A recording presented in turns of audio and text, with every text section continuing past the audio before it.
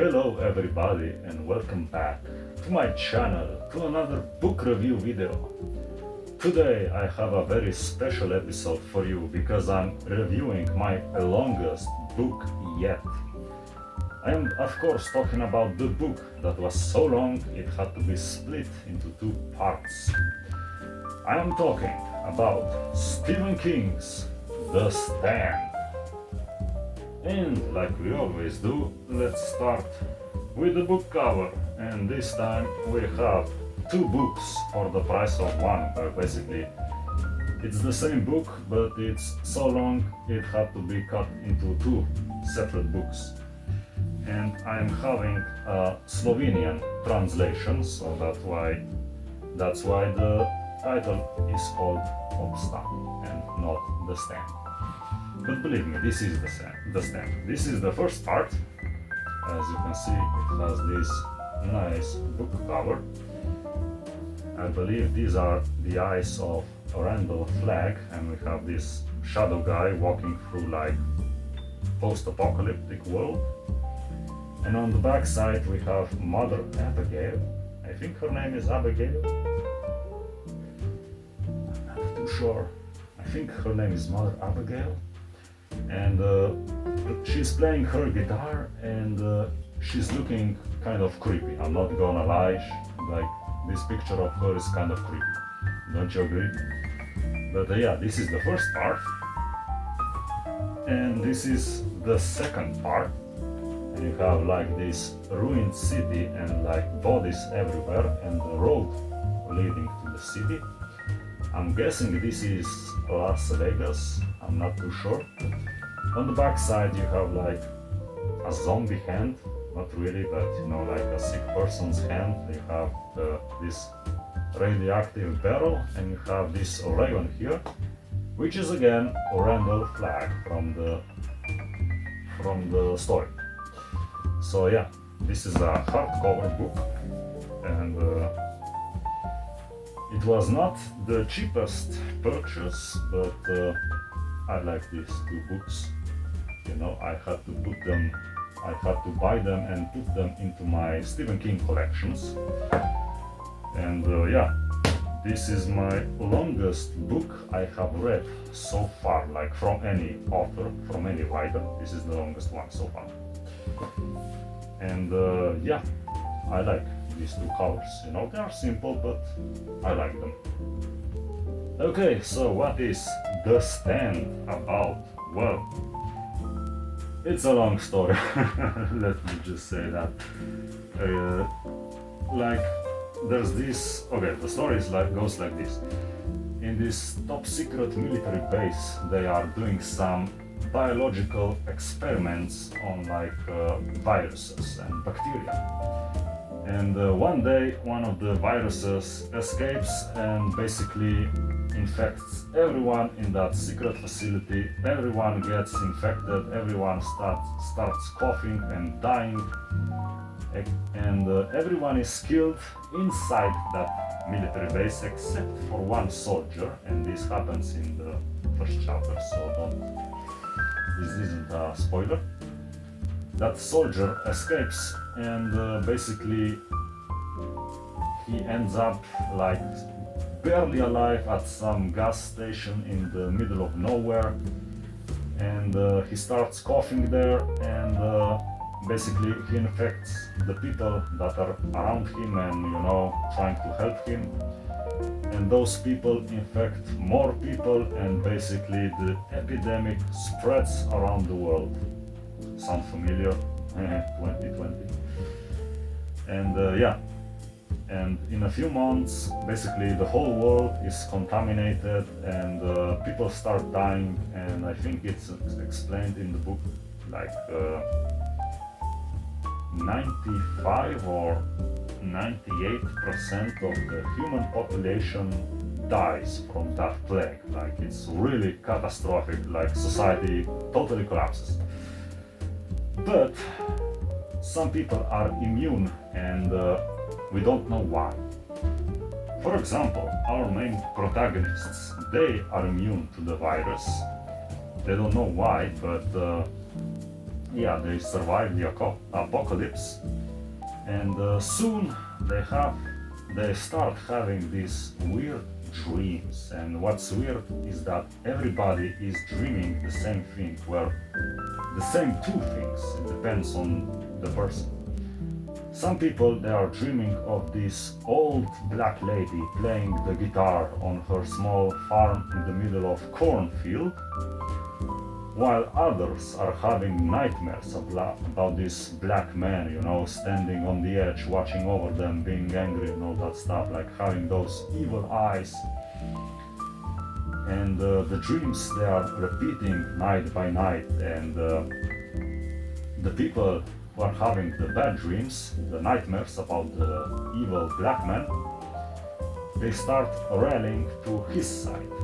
And the people that are having dreams about the old black lady playing the guitar in the middle of field of corn, they start rallying to her side. And soon enough, like the whole, well, not the whole world, like America, where this book takes place, splits into two groups, the evil group and the good group. The evil group is led by Randall Flagg, the main villain of this book, and the good group is led by Mother Abigail. Once again, I am not sure if this is her real name, because I read this book during the summer and I kind of forgot about some of the names, but yeah, basically. And there's this, like, big, well, not big, there's like kind of war, a standoff, because Randall Flagg, the main protagonist, the main villain of the story, I will cut this out of the video, because Randall Flagg, he wants to take over America and then take over the world. Basically he's just evil, so he wants to conquer the world. That's what I'm trying to say. And Mother Abigail, she's a very religious woman, and she has these dreams with God, and God told her, hey, you need to rally your supporters and you need to stop this guy before he takes over the whole world. So yeah, this book starts as a normal everyday life, then it starts like apocalypse and post-apocalypse, and then it transitions into good versus evil, like kind of not really fantasy, but you know what I'm trying to say. And I think it's done really well. I especially like the chapters where Stephen King is explaining what is going on with the rest of the world, like especially during epidemic, when total chaos starts and society collapses, and like everybody is shooting each other, and there are like mass conspiracy theories going around what is going on. And like the president, he's doing a TV broadcast and he's like, oh no, don't worry, everything is fine, and he starts coughing himself because he is infected, like he starts coughing on the live TV. And there are like these, soldiers, they go off grid, they start like their own society, and they go to war with another group of soldiers, and it's total chaos. Like, I like those chapters. And I also like the chapters that tells the story what's going on around the world after the epidemic. For example, there's this short story about a boy. I think he's like 5 years old. His whole family died to the epidemic, and like he's wandering around, he's scared, and he ends up falling in a well, breaking his leg, and he dies all alone in that well. And like he's explaining how people are dying, how they are trying to survive after the epidemic, after the world-ending catastrophe. And it's nice that he's not only focusing on the main characters, that he's also showing what's going out in the rest of the world. I like those chapters. I think they are really good written. And speaking of the characters, I think this is my main, like, the main thing I love about this story, The Stand. It has such good and unique characters, like, none of them feel boring, everyone is written in a unique way. For example, you have Larry, this musician who became famous, his solo song became famous right when the epidemic started, and basically then everybody died. So yeah, then you have Nick. What I like about Nick, he's one of my favorites. He is deaf, he is mute, and he almost goes blind in some because of some fight. I won't spoil what happens. And I like that, he doesn't speak, he doesn't hear, and at one point in the story, when he's wandering through the dead towns and cities, he discovers this, he finds this kind of a, I wanna say retarded, but it's not really retarded. He's like a mentally behind kind of person. His name is Tom, and Tom doesn't understand why Nick is not talking to him, why he's not hearing him, and Tom also doesn't know how to read, even though he's grown up, because of his mental illness. He doesn't know how to read, and it's really fun. It was really fun reading how they try to communicate, how Tom is slowly finding out that Nick doesn't know how to speak. He can't speak, It's like, going through this, overcoming these challenges together. Then you have what's his name? I forgot. Lloyd. You have Lloyd, who's like the right hand of our main villain, Randall Flagg, and he's also very interesting because at the start of the book, he goes on this killing spree, and he's robbing a lot of gas stations and stores with his body. He ends up in prison right as the epidemic starts, and everybody in that prison dies, and basically he's locked inside. He doesn't know how to get out, and then he becomes like the right hand of Randall Flagg. He goes to him with Las Vegas, and they build a base of operations right there in one of the hotels, and he's in charge of Las Vegas when Randall Flagg is not there. Then you have the trash can man, who's like this kind of insane person who likes pyrotechnics and bombs and fire. He really likes fires. Like in one chapter, he blows up the oil refinery, and he also has these dreams about Randall Flagg, and he's walking towards Las Vegas through the desert. He almost dies on the way from exhaustion and from dehydration, and he's also a really interesting character. Then you have the kid, who, the trash can man, he encounters the kid, who's this crazy person with a big ego, and he talks too much, and he does some stuff with the trash can man that I'm not going to talk about. But the kid is also a very interesting character, unique and very good written. And so what I'm trying to say is that a lot of these characters are very, very well written in this book, The Stand. So I almost forgot to talk about Harold, one of the main protagonists, who goes from being good to being evil. So I really liked his story arc, from being a good guy to going to the evil side, and how he felt betrayed by everyone, but at the same time, the guys in the town, they liked him, but he was so mad and powered by rage that he didn't notice this.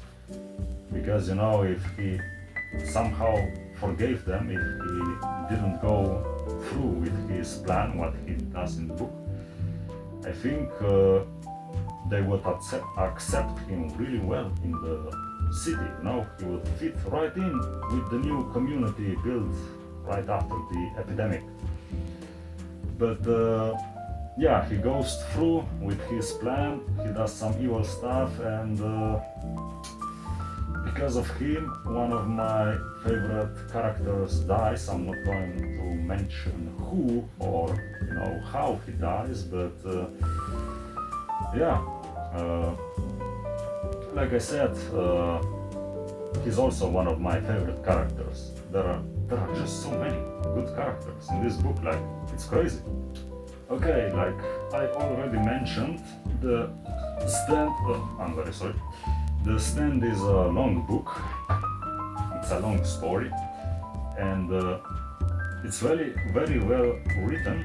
But it also has some parts that I am not that really interested. You know, personally, I think that some parts were kind of boring, slow-paced, and I didn't really like them. Let me explain. For example, when Stu and Glenn, I think those two were talking about the politics. They are like sitting in the mountains, they are watching the sunrise or sunset, and they are talking about politics for like politics and what will happen now that the world has basically ended, society has collapsed, and it goes on for some pages, and I didn't find that really interesting. So yeah, but I kind of, you know, know why Stephen King left that in the book, but I personally didn't care about that much. One thing that I also, not that I didn't enjoy, but it went on a bit too long. It was the whole, you know, when the group arrives in the new city, and they have this like, what's the name in English? Have these like political meetings. They decide that they are going to lead, you know, they are going to be the leaders of this new town. They are going to have a democracy, and they have these meetings between each others, the main characters. And it's good written, it's well written actually. The meetings are interesting, but they went on just a bit too long. You know, we have like 5 or 6 different meetings, but 3 or 4 would be enough, you know.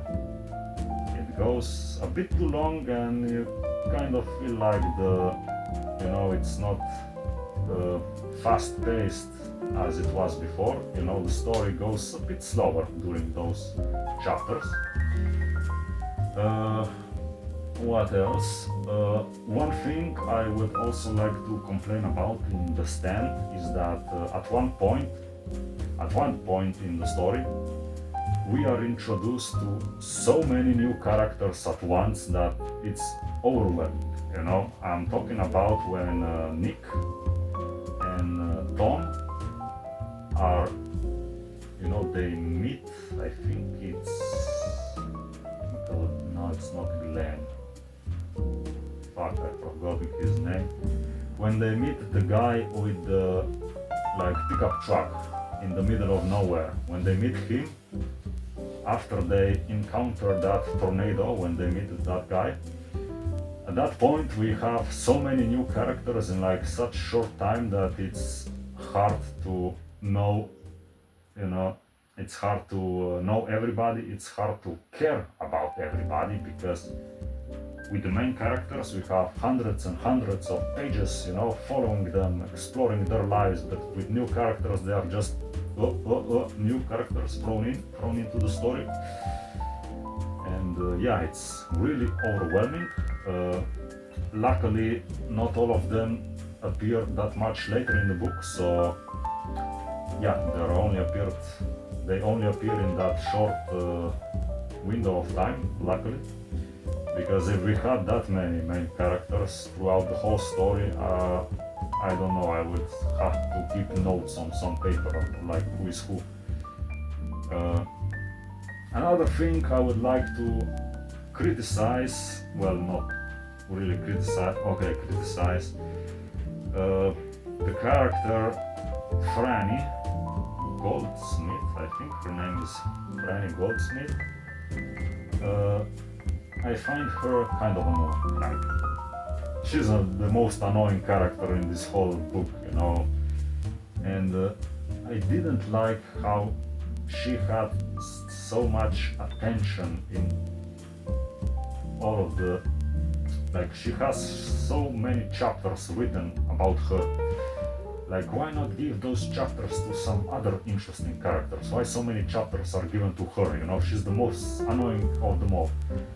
And especially, you know, during those political meetings, we have so many chapters with her and Stu, and like, she's so annoying, she's whiny, and like, when other people are talking seriously, she starts laughing at them, and when, like, she is talking seriously and other people laugh at her, like, she gets really angry, like, why are you laughing at me? Like, bitch, please, you are doing the same thing to other people. Like, why are you complaining? You know, when other people are serious, why are you laughing at them? Like, no, you know, she's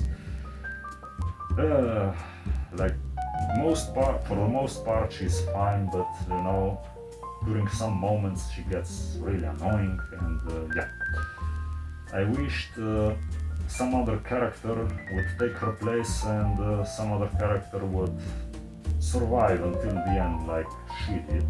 Kind of a small spoiler. But yeah, these are like some main complaints that I have about The Stand. Okay, let's talk about the ending. I actually enjoyed it. I even enjoyed that when they go to Las Vegas and some stuff happens there, you would expect that the ending would be right there after that stuff happens in Las Vegas. But there are some chapters about going back from Las Vegas, and I also enjoyed those chapters. They are really good. They are goodly well written. They are wholesome, you know, wholesome. They are like warm, especially that chapter that takes place during Christmas. I really enjoyed that one. It's like so well written, you know, it just like fills with joy when you're reading that. And even the actual ending, or like the, you know, the bonus chapter that takes place on some mysterious, I think it's island, or like mysterious place that takes, you know, it's kind of like hinted someone survived, and he may appear in another story. I'm not gonna say who or what happens, but you know, it's a little bit open-ended with that bonus chapter. But yeah, otherwise I enjoyed the end. I enjoyed the ending. Okay, let's slowly end the video because I think it's going on for way too long. I've been rambling, and my mouth is feeling dry, and yeah, I think it's time to end the video because basically I have nothing else much to say, nothing smart, or you know. How will I rate The Stand from 1 to 10? Like I said, it's a really good book. It's long, it's chunky, you know, it's over 1,000 pages. I really enjoyed the characters, whether I find Francis annoying, but that's beside the point. The story is good, the characters are fantastic, you know, the pacing is good, except for few small complaints when it gets a little bit boring and dragged out, but otherwise, yeah, I think The Stand is one of my favorite Stephen King books I have read so far. I didn't read many yet, but it's definitely going to probably stay in like top 5 Stephen King books. I even checked on the internet, everybody says that The Stand is one of his best books. But how will I rate this book from 1 to 10? I think it's no surprise if I say that The Stand deserves 10 out of 10. So yeah, this is 10 out of 10 for this chunky boy called The Stand by Stephen King. Anyway, thank you all guys for watching, like and subscribe for more, and I will see you in the next book review video, where I will be reviewing a shorter book than The Stand. Okay, take care, bye bye.